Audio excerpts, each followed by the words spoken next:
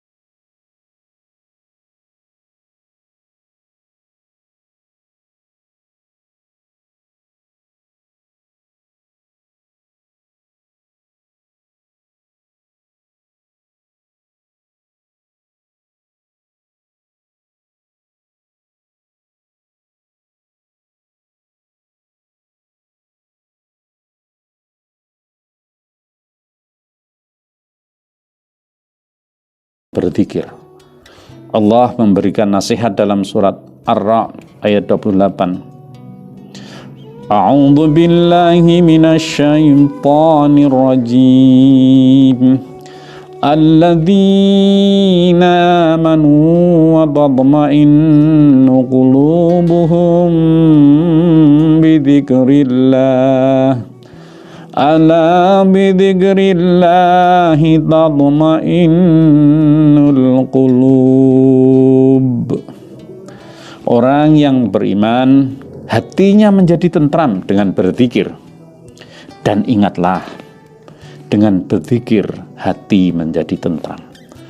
Sebuah paduan kata-kata, kalimat yang indah, yang tidak hanya disebut sekali tapi ditekankan.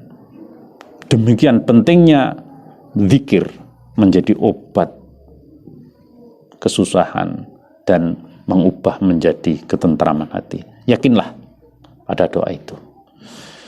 Guna kepentingan ini barangkali zikir untuk menghilangkan kesedihan ini juga harus lebih serius, berfokus. Contohnya kita mulai dengan mengambil air wudhu, kemudian duduk dengan tenang, baca Al-Quran dengan penuh penghayatan, karena membaca Al-Quran merupakan zikir yang paling utama. Atau dengan cara lain, sholat 2 rakaat, kemudian duduk dengan sungguh-sungguh, lalu melafal zikir seperti subhanallah, alhamdulillah, Allahu akbar, la haula wa la quwwata illa billah. Jangan tergesa-gesa ketika berzikir. Jangan hanya mencari capaian jumlah dari apa yang kita ucapkan, tapi penghayatan menjadi lebih penting dari sekedar hitungan. Dengan konsentrasi penuh ketika berzikir, kita berharap insya Allah akan mendatangkan kelapangan di dada kita dan mengurangi kesedihan. Yang keempat, saudara-saudara sekalian, perbaiki hubungan dengan orang-orang terdekat. Salah satu upaya mengurangi tekanan jiwa akibat kesedihan adalah menciptakan kondisi yang lebih damai dengan suami, dengan istri, dengan anak, dengan teman sejawat. Ciptakan hubungan yang lebih semarak, yang lebih meriah. Kalau beberapa waktu lalu kita mungkin kurang dekat, buatlah kegiatan-kegiatan yang membuat kebersamaan. Di samping itu, berbagi pada tetangga, pada kerabat, barangkali itu menjadi sebuah cara untuk mereduksi kesedihan. Cara tersebut insya Allah akan memunculkan aura kebahagiaan yang secara psikologis akan berakibat positif, karena orang yang bersedih tersebut merasa berbesar hati, mendapat banyak dukungan, dan selebihnya adalah fadilah dari menghidupkan silaturahmi.